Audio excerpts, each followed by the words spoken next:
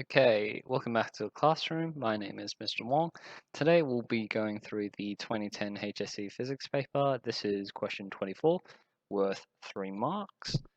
This is to answer module 5, inquiry question 3, motion in gravitational fields, where we kind of look at Kepler's laws. Okay, in 2014, the James Webb Space Telescope will be placed in orbit around the Sun, Earth, and the James Webb Telescope will follow the orbit shown with identical orbital periods. This appears to contradict Kepler's law.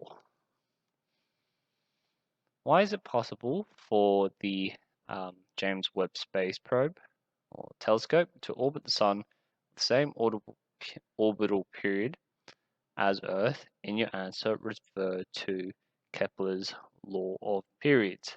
Okay, so Kepler's law can be represented like so, 4 pi squared, or it can be represented like so, where we have the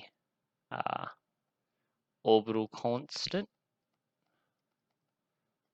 equaling the equation of the two. Okay, so this is a rather interesting question, and obviously, you do need to go through a little bit of a thought process. Now, if we're just simply looking at Kepler's law of periods, you can see by what we can see, the radius of our telescope is obviously larger than the Earth. So by that means, its orbital period should be larger than Earth. The other thing is, according to this formula here, the attraction is coming from the big central mass, which in this case is our Sun. So if we just look at this as an isolated component, that would be that.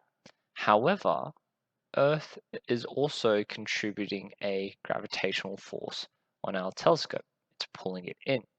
So we're actually combining the resultant gravitational force of attraction from the Sun and the Earth, giving our orbit a greater orbital velocity. Okay? So this is what we're going to say. So the law, Kepler's law of period. So Kepler's law of period formula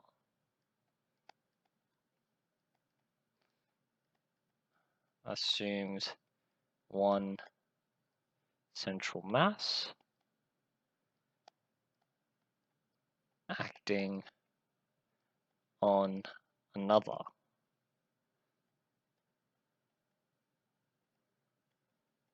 However, in the case of our telescope, it is experiencing the resultant gravitational force of the Sun and the Earth. It is experiencing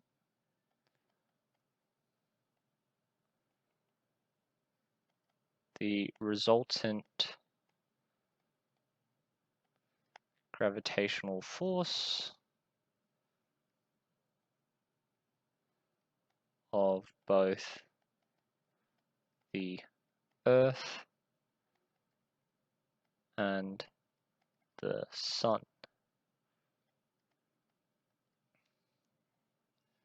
Okay, if we recall what the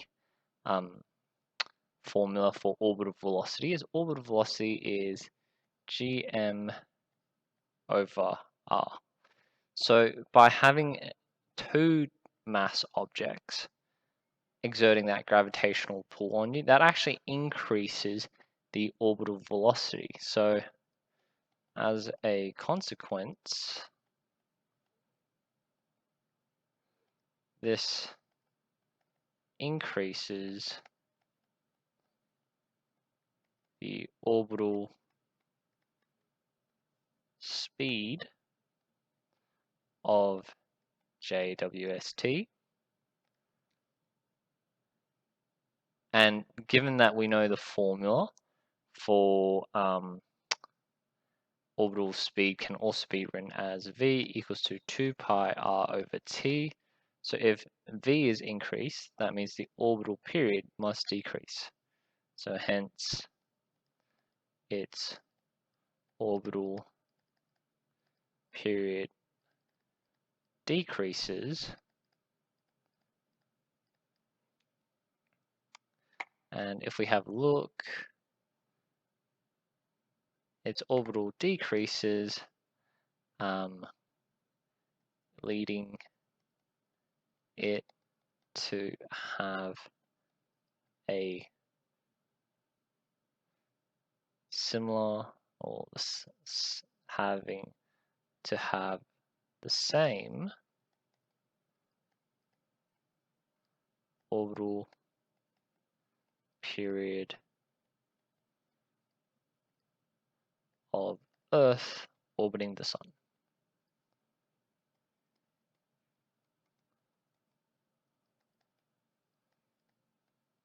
Okay, so it's the resultant gravitational force of both the Earth and the Sun. As a consequence, this increases the orbital speed or velocity of our telescope. Hence, that reduces the orbital period of our telescope, leading it to have a similar period rotating around the Earth.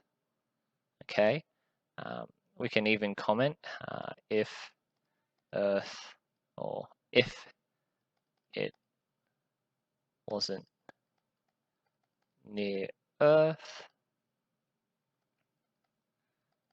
this resultant force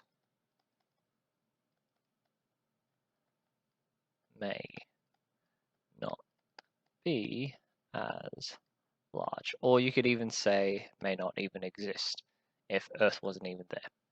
So maybe we'll just say that. So if it was just isolated between away from the Sun. So just leave it at that actually. So Kepler's law of periods assumes that the central mass one central mass is acting on another. However, our telescope is experiencing a net resultant gravitational force from both the Earth and the Sun.